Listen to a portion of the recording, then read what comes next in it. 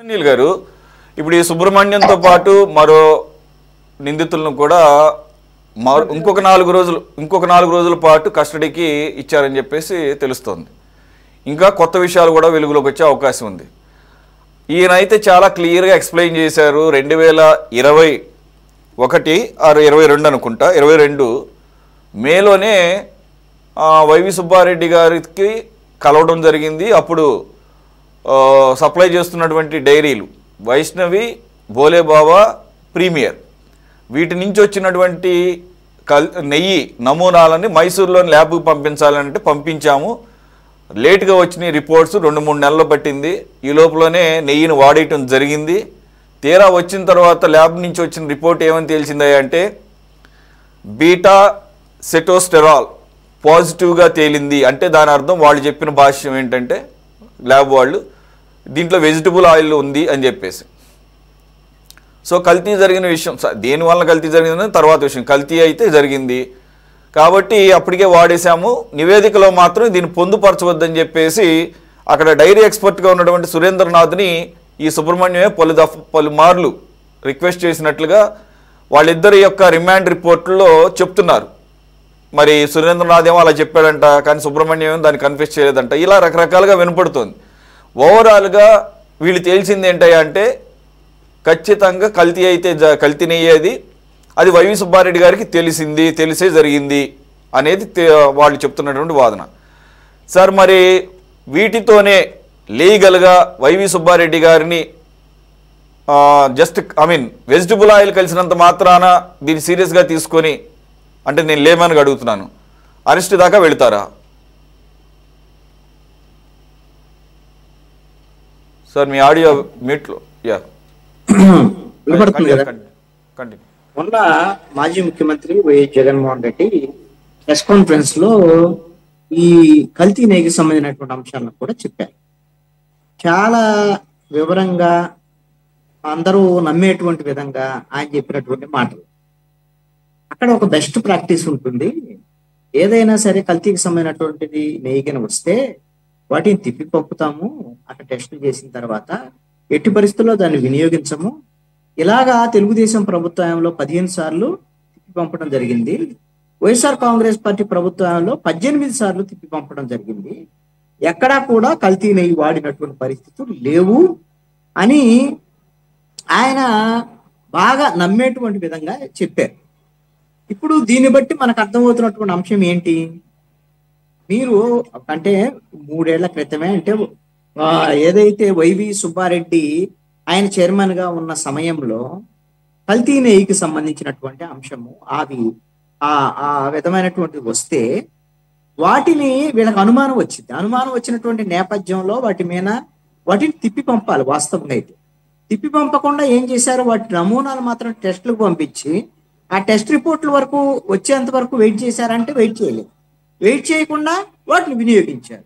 ఇప్పుడు టెస్ట్ రిపోర్ట్లు వచ్చిన తర్వాత అవి కల్తీ జరిగింది అనేటువంటి విషయం అనేటువంటిది తేలినప్పుడు ఇంకేం చేస్తారు? అందుకనే ఇప్పుడు ఆయన సుబ్రహ్మణ్యం చెప్తున్నటువంటి అంశం ఏంటంటే అది ఇది కల్తీది మనం వాడేసాము, ఆల్రెడీ భక్తులందరికీ ఆ లడ్డూలు వెళ్ళిపోయాయి, వాళ్ళందరూ చేస్తే మరి మహాప్రసాదంగా తీసుకున్నారు. మరి ఇంత పాపభీతితో ఆయన చెప్పినటువంటి మాటలే కదా అవి. అరే మనం ఇలా తప్పు చేశాము, ఇది మహా పాపం కదా, ఇలాంటి కల్తీ నెయ్యిని మనము లడ్డూ ప్రసాదంలో పెట్టడం అనేటువంటిది. అవన్నీ మీరు పట్టించుకోవద్దు, మళ్ళీ ఎవరికి చెప్పొద్దు దీన్ని అనేటువంటి విధంగా అంత లైట్ అండ్ వేలో తీసుకునేటువంటి పరిస్థితులు ఉన్నాయి అని అంటే మీరు ఒక అంశాన్ని గమనించండి. దీన్ని చట్టరీత్యా ఎలా చూస్తారు, ఎలా నేరము అనేటువంటి అంశాలను కనుక గమనిస్తే కల్తీ నెయ్యి అని అంటే ఆ నెయ్యిలో ఏం కలిస్తే కల్తీ అని ఆ చట్ట వ్యతిరేకం అయింది. ఏది కలిసినా చట్ట వ్యతిరేకం. ఏ కల్తీ జరగకూడదు. ప్యూర్గా గోవులకు సంబంధించినటువంటి పాల నుంచి వచ్చినటువంటి ఆ పాలని తోడుపెట్టి పెరుగైన తర్వాత దాని నుంచి మజ్జిగ జీలికి లేకపోతే దాని వెన్న వచ్చిన తర్వాత దాన్ని నెయ్యి కింద మార్చినటువంటి దాన్ని మాత్రమే వినియోగించాలి. ఇది సంప్రదాయమైనటువంటి వ్యవహారం. ఇది కాదు అనేటువంటి విధంగా ఏదో రకమైనటువంటి కల్తీ జరిగింది, దాంట్లో మాంసకృత్తులే ఉన్నాయా లేకపోతే ఇంకోటి అనే పాయింట్ కాదు, కల్తీ జరిగిందా లేదా అనేటువంటి. అది ఒరిజినల్ కాదు, ప్యూర్ కాదు. మనం ఎందుకు మిగతా మనం వాడుకుంటామండి. ఇప్పుడు మనం వెళ్ళి షాపులో కొనుక్కుంటాము. షాపులో కొనుక్కున్న తర్వాత అతను ఆగునేయి అని చెప్తాడు, మనం కొనుక్కుంటాము. ఈ వారం చూస్తాం, అరే మొన్నట్లాగా వాసన లేదే, సరిగ్గా స్మెల్ లేదే, మొన్నట్లాగా టేస్ట్ లేదే అనుకుంటాము. లేదా ఇతను కాకపోతే ఇంకో దగ్గరికి వెళ్తాం. మనకేం కాదు. ఇప్పుడు దానివల్ల వచ్చే నష్టం ఏముండదు మనకి. ఎందుకంటే ఇక్కడ లడ్డూ ప్రసాదం అనేటువంటిది కేవలం తినుబండారం కాదు. ఇది ఒక నమ్మకము, విశ్వాసము, దేవుడి మీద ఉండేటువంటి ఒక భక్తికి సంబంధించినటువంటి వ్యవహారము. దీంట్లో ఒక చిన్న తప్పు జరిగినా సరే అది మహాఘోరమైనటువంటి తప్పు కింద పరిగణలోకి తీసుకోవాల్సి ఉంటుంది. అందుకనే ఈ విషయంలో తనకు తెలిసిన తర్వాత ఆ విధమైనటువంటి టెస్టులకి ల్యాబ్ పంపించిన తర్వాత వాటిని వినియోగించటం అనేటువంటిది, వినియోగించిన తర్వాత ఈ విధంగా ఆ జనరల్ మేనేజరు మరి ఇలా వాడున్నాము అయ్యో అనే ఆయన బాధ వ్యక్తం చేసినటువంటి పరిస్థితిలో, అయితే అయింది నువ్వు ఏ వరకు చెప్పొద్దు అనేటువంటి విధంగా అతన్ని ఒత్తిడి చేసినటువంటి పరిస్థితులు, ఇవన్నీ నేరాలి. ఆయన ఏదైతే ఆయనకు ఒక బాధ్యతలు ఉన్నాయో, తిరుమల తిరుపతి దేవస్థానానికి సంబంధించినటువంటి పాలక మండలి చైర్మన్ గా కోట్లాది మంది భక్తులకు సంబంధించి ప్రపంచవ్యాప్తంగా ఉన్నటువంటి భక్తుల యొక్క మనోభావాలను కాపాడటం, వాళ్ళ యొక్క నమ్మకాలని, విశ్వాసాలని కాపాడేటువంటి విధంగా ప్రయత్నం చేయటం అనేటువంటిది, అది సిన్సియారిటీ అనేటువంటిది ముఖ్యమైనటువంటిది. ఇప్పుడు ఆ లడ్డు టేస్ట్ గా లేదు, ఆ లడ్డు వస్తే వాసన ఇలాగ వచ్చేది అలా వచ్చేది, ఇవన్నీ మనం చెప్పుకోవడానికి కాదు. ముందు అసలు దానికి సంబంధించినటువంటి ఒక భక్తి భావన, దానికి ఉండేటువంటి ఏ విధమైనటువంటి, ఇప్పుడు ఈ రోజున ఆ లడ్డు ప్రసాదం తీసుకునేటువంటి పరిస్థితి ఉంటే చూసిన తర్వాత అయ్యో అప్పుడు లడ్డు ప్రసాదం ఆ టైంలో నేను తిన్నాను, ఈ టైంలో నేను తిన్నాను, ఇలాంటి తిన్నామా అని ఇప్పుడు ఆవేదన కలిగేటువంటి విధంగా, ఆందోళన కలిగేటువంటి విధంగా ఉంది అని అంటే దీనికి బాధ్యత ఎవరు? ఆ పాలక మండలి కాదా? ఆ పాలక మండలి చైర్మన్ గా ఉన్నటువంటి వైవి సుబ్బారెడ్డి కాదా? ఇంతకన్నా ఇంకా చట్టపరమైనటువంటి ఆయన అరెస్ట్ చేయడానికి ఇంకా మరి వేరే అవసరం లేదు. ఎందుకు అని అంటే మీరు గమనించండి, వైవి సుబ్బారెడ్డి కేసులో నిందితుడు కాబట్టే ఆయన విచారణకు పిలిచారు. కృష్ణరంజన్ గారు, ఇప్పుడు మరి అదే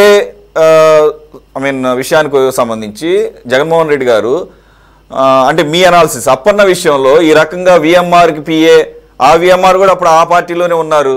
ఆ విషయం మరి ఆయన ఎలా మర్చిపోతున్నాడో అర్థం కావట్లేదు. ఇంకోటి ఆయన పిఏ కాదు, నేనేదో ఒక నెల ఒక చెక్ 50,000 సహాయం చేసామంటున్నారు. కానీ ఆయన చెప్పిన భాష ఏంటంటే ప్రతి నెల చెక్ ఇస్తాడు అప్పనకని చెప్పేసి. దీన్ని తేల్చేది ఎట్లా? సరే, అక్కడంటే ఢిల్లీలో ఇది ప్రోటోకాల్ లైజనింగ్ ఆఫీసర్గా ఏదో పనిచేశాడంటే అది రికార్డ్స్లో ఉంటుంది, అతను ఏం చేసేవాడు, అక్కడ ఎంత శాలరీ వచ్చేది ఏంటనేది. కానీ ఇతను వీళ్ళిద్దరిలో ఎవరికి పిఏగా ఉన్నాడనేది తేలిది ఎట్లా? ఆ రిలేషన్స్ని, ఆ సంబంధాలను ఉపయోగించి, ఎందుకంటే అప్పట్లో విఎంఆర్ ఈ వేమిరెడ్డి ప్రభాకర్ రెడ్డి గారు కూడా విపిఆర్ మరి పాలక మండలిలో సభ్యుడిగా ఉన్నాడు, చైర్మన్ గారేమో ఆయన వైవి సుబ్బారెడ్డి గారు. వీళ్ళిద్దరిలో ఎవరితో రిలేషన్లో ఉన్నా కానీ అప్పన్న పాత్ర మీద ఇప్పుడు అనేకమైనటువంటి ఆరోపణలు. 25 రూపాయలు కేజీ చొప్పున మరి తీసుకున్నాడు కమిషన్. అంటే మామూలు విషయం కాదు, కేజీకి 25 రూపాయలు అంటే చాలా పెద్ద అమౌంట్ అది. సో కొన్ని లక్షల కోట్ల దాన్ని ఏమంటారు కేజీల విషయం తీసుకుంటారు కాబట్టి. సార్ సురేష్ గారు, ఇలాంటి వ్యవహారాలని దర్యాప్తు సంస్థలు తేల్చడం అనేటువంటిది చాలా చిన్న విషయంగా ఉంటాయి. ఎందుకు ఈ మాట చెప్తున్నాను అనంటే, ఇప్పుడు ఎవరైతే చిన్నప్పన్న ఆయన అఫీషియల్ గా వైవి సుబ్బారెడ్డికి పిఏనా, లేకపోతే వేమిరెడ్డి ప్రభాకర్ రెడ్డికి పిఏనా, ఆయన అఫీషియల్ అనేటువంటి విషయం కాదు. వైఎస్ఆర్ కాంగ్రెస్ పార్టీకి సంబంధించినటువంటి వివిధ పదవుల్లో ఉండేటువంటి వాళ్ళతో అతను కాంటాక్ట్ లో ఉండి లైజనింగ్ చేసేటువంటి ఒక వ్యక్తిగా, దానికి డబ్బులు తీసుకునేటువంటి వ్యక్తిగా ఉండేటువంటి వాడు. దీన్ని ఎలా తేలుస్తారు అని అంటే, అతని అకౌంట్ కి ఎవరెవరి దగ్గర నుంచి ఏ సందర్భాల్లో డబ్బులు వచ్చాయి, ఏ విధంగా వచ్చాయి, ఆ సందర్భంలో ఎన్ని ట్యాంకులు, ఎన్ని టన్నుల ఈ విధమైనటువంటి నెయ్యి ఫలానా డైరీ నుంచి వచ్చింది, ఆ సమయంలో భోలేబాబా డైరీ నుంచి కాంట్రాక్ట్ టెండర్ను మార్చడానికి ఇంకొక డైరీకి ఇవ్వటానికి ఆ సందర్భంలో అప్పుడు ఆ నిర్ణయం చేయటం వెనక ఎవరు చేస్తారు? చిన్నప్పన్న స్థాయిలో ఆ విధమైన నిర్ణయం చేయగలుగుతాడా? ఒక టెండర్ను రద్దు చేయటం కానీ, ఇంకొక టెండర్కి ఇవ్వటం కానీ, కొత్త వాళ్ళకి ఇచ్చేటువంటి విధంగా కానీ, అదేవిధంగా టిటిడి పాలక మండలిలో నిబంధనలు మార్పు చేర్పుల విషయంలో కానీ ఏం చేయగలడు చిన్నప్పన్న? ఏం చేయలేడు. అతను ఎవరి కోసం చేస్తున్నాడు అని అంటే పాలక మండలి చైర్మన్, పాలక మండలిలో ప్రభావిత వర్గంగా ఉండేటువంటి వాళ్ళ గురించి సెర్చ్ చేయగలం. మీకు ఒక అద్భుతమైనటువంటి ఒక ఉదాహరణ చెప్తానండి. జగన్మోహన్ రెడ్డి ఎలాంటి వాడు అనే దానికి ఈ ఉదాహరణ ఒక ఎగ్జాంపుల్ నేను చెప్పేది. అదేంటి అని అంటే, జగన్మోహన్ రెడ్డి మీద 2012లో సిబిఐ కేసులు నమోదు చేసినప్పుడు ఆ రోజున కేసులు విచారణ జరిపేటువంటి విచారణ అధికారి ఆ రోజున జాయింట్ డైరెక్టర్ సిబిఐ వివి లక్ష్మీనారాయణ సీరియస్ గా జగన్మోహన్ రెడ్డికి సంబంధించినటువంటి వాళ్ళ ఏవేళ కంపెనీలో పెట్టుబడి పెట్టినటువంటి వాళ్ళని అందరినీ విచారించటము, ఇవన్నీ కూడా అక్కడ దిల్కుషా గెస్ట్ హౌస్ అని ఉంటుంది, రాజ్భవన్ పక్కనే ఉంటుంది, మీకు తెలుసు హైదరాబాద్ లో మీరు కూడా రిపోర్టింగ్ చేశారు కాబట్టి. అక్కడ ఈ మొత్తము చేసేటువంటి దర్యాప్తు జరిగేటువంటి సందర్భం. ఆ తర్వాత మొత్తం తిరిగి జగన్మోహన్ రెడ్డి దగ్గరకు వచ్చింది. జగన్మోహన్ రెడ్డిని విచారించారు. వారం 10 రోజులు విచారించిన తర్వాత జగన్మోహన్ రెడ్డిని కూడా అరెస్ట్ చేశారు. అరెస్ట్ చేసి జగన్మోహన్ రెడ్డి జైల్లో ఉన్నాడు. జైల్లో ఉండి ఇవన్నిటిని కూడా ఎదుర్కొంటున్నారు. ఆ కేసులన్నీ ఎదుర్కొనే క్రమంలో ఏం చేశారో తెలుసా అండి? జగన్మోహన్ రెడ్డికి సంబంధించినటువంటి మనుషులు ఏం చేశారు అంటే, వివి లక్ష్మీనారాయణ రోజు ఎవరితో ఎన్నిసార్లు ఫోన్లో మాట్లాడతాడు, దాంట్లో అమ్మాయిలు ఎవరున్నారు, దాంట్లో ఆ మహిళలు ఎవరున్నారు, ఎక్కువ పలానా మహిళలతో ఎక్కువ మాట్లాడేవాడు, ఈ మహిళ ఎవరు, ఈమెతో ఏం పని తనకి అని వాళ్ళ సాక్షి పేపర్ ఉంది, అప్పుడు సాక్షి టీవీ ఉంది, దాంట్లో ఒక పెద్ద బొమ్మాటు వార్త కింద ఈ వివి లక్ష్మీనారాయణ ఈ విధంగా అర్ధరాత్రి సమయంలో రోజుకి ఇన్నిసార్లు ఒక మహిళతో మాట్లాడతాడు, ఈ మహిళ ఏబిఎన్ రాధాకృష్ణతో మాట్లాడింది, ఇలాంటి వార్తలన్నీ వేశారండి.